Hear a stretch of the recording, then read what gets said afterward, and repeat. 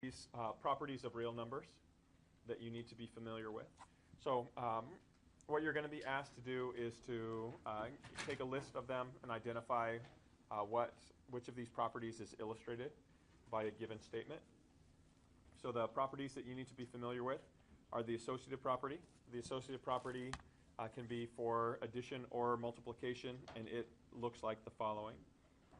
Okay, if you have the sum of two items plus a third item, what the associative property says is that without changing the order, you can change the grouping of these, and the sums remain the same.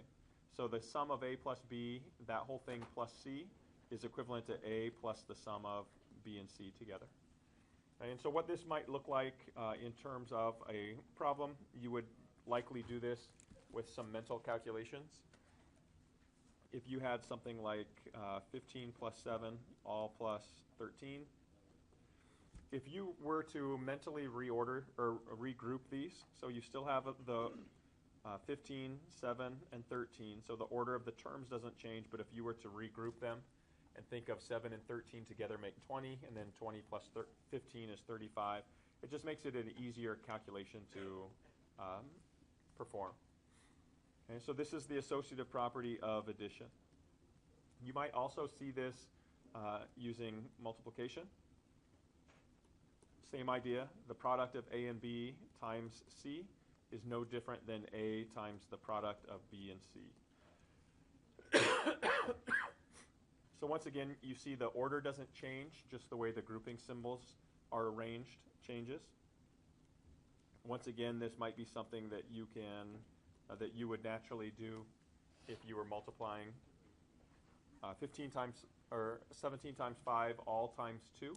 Rather than trying to calculate what 17 times 5 is and then doubling that, it's easier just to think of this as 17 times the quantity 5 times 2.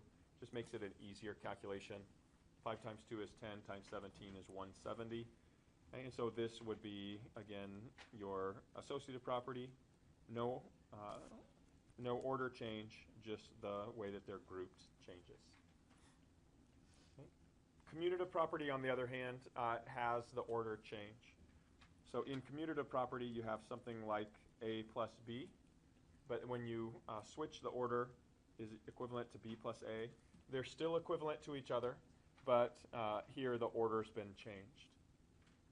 Okay, and so the place where, again, you might kind of see this, that might look like it maybe fits the associative property would be something like this. Notice here, even though you have what looks like 3 items being added, x plus 1 plus 3, the fact that this x plus 1 remains grouped together but then gets ordered differently, gets rearranged in the order, means that it's the commutative property. Right? And so this right here would be the example of commutative property of addition. And you can do the same thing with multiplication. A times B is equivalent to B times A.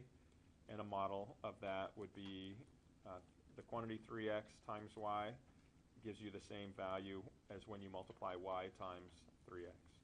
Once again, notice that you have 3 items being multiplied, but you're not keeping them in the same order and just regrouping them like you did in associative property. Here you're actually reordering them. So you have 3x times a y, and then they get flipped. The y is in front and the 3x is in the back. Okay, and so this would be the commutative property of multiplication.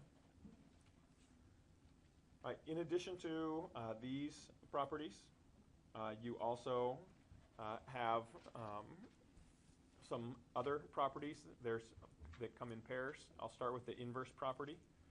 We have both an additive inverse and a multiplicative inverse.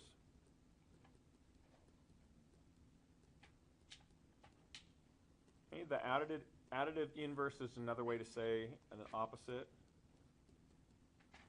And what that states is, or what that gives you is, if you have a statement A, what can you add to A, or the additive inverse of A is its opposite, which is negative A. And so when you add a number and its opposite, the overall value is 0. They're going to cancel out when you do that. Okay, so that's the additive inverse, or the opposite. And the multiplicative inverse, another way to state that would be reciprocal. Okay, and the reciprocal states if you take a number times its reciprocal, that gives you an overall product of 1. Okay, and so those are your two inverse properties, and the multiplicative inverse and the additive inverse. If I jump to the identity properties, their two identity properties are based on, once again, adding and subtracting.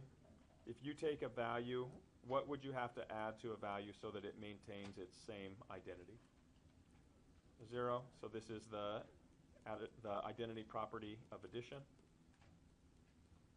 Okay, and then what would you have to multiply a number by so that it maintains its identity? 1. So that's the identity property of multiplication. Okay, the final property that you need to be able to identify from illustrated statements is the distributive property, and this one you are probably familiar with. If you have a factor times a sum or difference of terms, in this case a monomial factor times a binomial factor,